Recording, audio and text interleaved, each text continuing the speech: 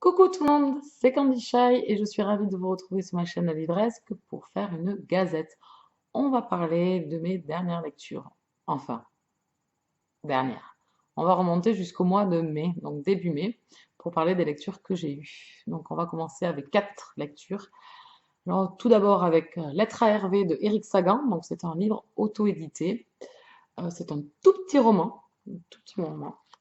Donc l'auteur nous raconte son enfance, nous raconte comment il a la vision des choses, les sentiments qu'il pouvait avoir vis-à-vis de sa famille, vis-à-vis des premières filles, des garçons, enfin voilà. Donc on parle d'homosexualité, mais vraiment sans savoir qu'on parle d'homosexualité, parce qu'en fait à aucun moment dans l'enfance de cet enfant, euh, l'auteur nous montre qu'il est différent de notre enfant et qu'il sait son orientation sexuelle. Voilà, on est vraiment dans l'enfance d'un petit garçon qui a les mêmes problèmes, les mêmes questionnements que tout un chacun, qu'un hétéro, qu'un bi, que, voilà, que tout le monde, puisqu'à ce moment-là, on va dire que c'est aucunement des questions qu'il se pose. Et c'est ce que j'ai trouvé de très mignon et de la façon dont il nous a raconté l'auteur cette histoire. C'est vraiment très français tout ça, mais bon. Euh, je- Comment il a amené les choses et la façon dont il me l'a raconté. Ma petite déception, c'est que je ne m'attendais pas à ça. Je m'attendais vraiment à une confession d'une personne qui écrit un roman d'amour à une autre personne. Voilà, des fois on se met des choses en tête sur les lectures que l'on va avoir. Et c'était pas vraiment ça, mais c'était quand même très plaisant. À la fin, donc forcément, on a un bon temporel, donc on reste pas tout le temps avec le petit garçon. Donc voilà, c'était quand même une très bonne lecture. Ça se lit très très vite. C'est un tout petit roman. Vous lisez en même pas une heure. C'est voilà, une heure où vous l'avez lu. C'est vraiment plaisant comme lecture. Je m'attendais pas à ça, mais ça reste quand même une bonne lecture. Ce petit garçon est tout mignon, cet enfant.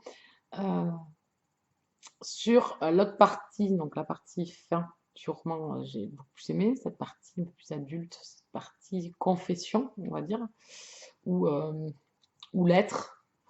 J'ai beaucoup aimé. Voilà, donc c'est un roman que je vous conseille à lire, c'est sympa. Ça vous prendra pas très très longtemps. Il est pas très très cher, il n'a pas 10 euros. C'est un semi-poche, ouais, grand format même. Je vous le conseille. Ça parle d'homosexualité, mais vraiment, à un moment donné, on se dit, mais non, c'est pas du tout un roman sur ça, c'est un roman sur la vie en général. Notre roman comme ça sur l'homosexualité que je vous conseille, c'est aparté. Donc j'ai mis un 7 sur 10, je crois, à ce roman. J'ai passé un bon moment. Notre roman, donc je vous conseille fortement, c'est Le faire ou mourir de Marie-Claire. Alors attendez, je sais où il est. De Claire-Lise Marguier. Pardon, excusez-moi d'avoir écorché mon nom. Donc c'est ce livre-là. Et je vous le conseille fortement. C'est un livre poignant, c'est un livre coup de poing. J'avais eu un énorme coup de cœur sur ce roman. Vous pouvez le retrouver, je crois, dans une de mes vidéos. Et la vie est sur le blog de toute façon. C'était un énorme coup de cœur. Je ferai peut-être une vidéo rétrospective sur. Enfin, on en reparlera. J'ai quelques idées. On verra bien si je les amène à terme ou pas. Voilà, donc je vous le conseille. Ensuite, j'ai lu, on passe à une romance contemporaine new adulte et du Colin Hoover. Donc avec le dernier livre qui est paru en français, donc Confesse, aux éditions Hugo Roman Collection New Romance. Pour ceux et celles qui me suivent depuis quelque temps sur le blog, vous savez que c'est une auteure que j'adore. J'adore ses romances new adultes, il y a toujours beaucoup d'émotions, elle nous amène toujours à fond dans ses personnages et il y a beaucoup d'émotions. Alors, ici, elle nous amène dans la peinture et j'ai vraiment adoré. C'est le gros plus du roman, c'est qu'elle nous amène dans un univers de peinture où les gens déposent des petites déclarations et notre personnage masculin les peint. Et c'est vraiment poignant. Donc on a vraiment des passages donc, de ces, euh, de ces confessions, pardon, je vais y arriver. Et en même temps, on a des peintures dans le roman. Donc vraiment, Franchement, c'est génial. Moi, j'ai adoré ce côté-là. Voilà. Au niveau de ça, c'était super. C'est voilà, Colleen Hoover, elle a l'art de nous amener dans ce côté artistique ou dans Maybe Someday, on est dans la musique et ici, donc, on est dans la peinture. J'ai vraiment adoré. J'adore Colleen Hoover, j'adore. Voilà, ça amène une émotion encore plus intense dans ses romans, je trouve. Donc ici, j'ai beaucoup aimé cette romance. C'était vraiment très touchant. Mais c'était une romance, c'était de l'amitié. Enfin voilà, elle a super bien amené son roman. Ici, ça sera pas un coup de cœur, mais j'ai passé un excellent moment parce que j'ai adoré Autumn.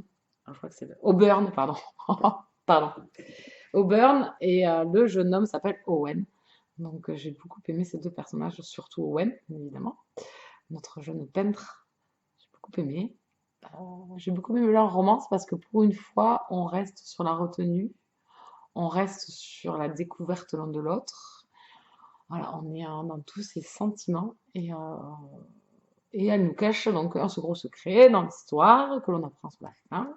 Donc bon, forcément, on le sait au bout d'un moment dans le roman et on sait où tout ça va nous conduire, bien évidemment, mais c'est très plaisant. Voilà, la façon dont elle nous l'a amené, c'est très plaisant et Owen est un personnage magnifique, vraiment un personnage touchant. Et Auburn est une jeune femme, voilà, qui prend des décisions pour son bien-être, pour les gens qu'elle aime, et j'ai beaucoup aimé. Donc en fait, je vous le conseille. C'est pas un coup de cœur, mais ça n'est pas loin. Voilà, tout l'univers de la peinture, voilà.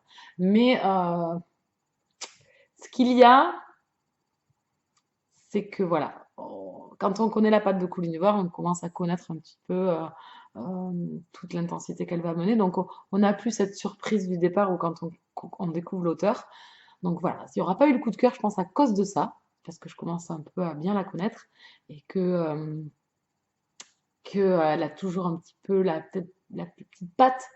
Donc on a moins la découverte de cette petite patte, mais c'est toujours plein d'émotions, c'est toujours des personnages très très intenses et c'est toujours des histoires vraiment touchantes. Et voilà, elle nous amène toujours avec des artistes. Et c'est vraiment ce qui est prenant, moi ce que j'adore. Et ici, l'univers de la peinture m'a énormément plu. La façon dont elle l'amène avec ces petites confessions de personnes qui passent, d'étrangers, qui amènent une intensité au récit. Et pépite. Je vous le conseille et confesse, ça a été une très bonne lecture. Ça n'a pas été un coup de cœur, mais c'était une très très bonne lecture. Donc je lui mets un 9 sur 10. Ensuite, on passe à un contemporain, donc Célibaterie de Anne Berland aux éditions Michel Lafon. Donc ici, on suit une trentenaire célibataire qui se retrouve célibataire du jour au lendemain et qui fait n'importe quoi. Donc voilà, j'ai aimé ce roman, c'était vraiment sympa. Je me suis identifiée à certains passages à notre héroïne, à d'autres pas du tout. Voilà, donc j'ai beaucoup aimé, c'était sympa. Ça m'a fait passer un bon moment quand je l'ai lu. Je crois que je lui ai mis un 8 sur 10. C'était un bon roman. C'est un petit roman, assez court. Voilà, donc on suit le parcours de cette trentenaire dégénérée qui peinte, sort, fait la fête, change de partenaire sexuel, enfin voilà. Et on voit ses montées, ses descentes, voilà, dans sa vie de célibataire, et j'ai beaucoup aimé. Voilà, c'était un peu, voilà, parce que je me suis identifiée à l'héroïne que ce roman m'a plu. Donc je vous le conseille, ça fait passer un bon moment. Moi, ça l'a fait. Donc mon avis est écrit, vous pouvez le retrouver sur le blog. Je remercie des éditions Michel Lafon pour cet envoi. Et le dernier, donc c'est un auteur qui m'a contacté pour que je lise son roman, chose que je fais pas forcément souvent, ça m'arrive. Et là, ça sorti un peu de mes lectures de prédilection et un peu de mes sentiers battus, on va dire. Donc j'ai reçu l'épreuve, enfin, le roman non édité qui aujourd'hui est édité, ça y est, il est édité aux éditions Cinq Sens et ça s'appelle Mathilde de Gilles Lacarbona. Donc je remercie l'auteur s'il passe par là pour cet envoi. Alors, ce roman, on est loin de mes romans, donc ici on est dans du contemporain, on est dans de la romance, on va dire, on est dans du drame, donc notre héroïne principale, Mathilde, donc le livre est plutôt scindé en deux parties, on va dire, on va passer une première partie avec Mathilde et une deuxième partie avec son mari. Alors Mathilde, en fait, est malade, donc vous le savez dans la quatrième de couverture, puisqu'elle est assez longue et pour moi, elle en dit trop, mais bon, après ça, c'est le choix de l'auteur. Elle en dit trop, donc Elle détaille trop un peu ce qu'on va retrouver dans le roman, mais l'auteur est assez malin parce que son écriture est assez philosophique, poétique, dense, prenante, douce. Voilà, il y a tout qui m'a plu. Parce que ça sort vraiment des lectures que je fais habituellement, parce que c'est assez réfléchi, ça nous fait réfléchir sur la vie, sur le deuil, sur l'amour, sur la reconstruction, et c'est amené de façon voilà, très psychologique et très poétique. Donc j'ai aimé ce roman, j'ai aimé ce roman pour la partie avec son mari, avec Renaud, que j'ai vraiment adoré sur son deuil, sur sa reconstruction et sur l'amour. L'amour qu'il porte à Mathilde, l'amour qu'il aura dans son futur, ou pas. Voilà, j'ai beaucoup aimé, et la façon dont nous a raconté l'histoire, la façon dont l'auteur nous a raconté l'histoire, voilà, j'ai beaucoup aimé. On voyage également, puisque Mathilde fait un genre de pèlerinage, on va dire, dans sa maladie. Et ce que j'ai regretté un petit peu, c'est l'égoïsme de Mathilde face à sa maladie. C'est-à-dire qu'elle la gère seule. C'est-à-dire que Renaud n'a pas son mot à dire sur la vision qu'elle a sur sa maladie, sur comment elle projette de finir ses jours. Voilà, il reste un petit peu le spectateur de sa vie de couple et de l'amour de sa vie. Et à un moment donné, ça m'a un peu déchirée et je me suis retrouvée coupée un petit peu dans ma lecture et j'en ai voulu à Mathilde. Donc c'est la preuve que j'étais quand même bien dans mon récit.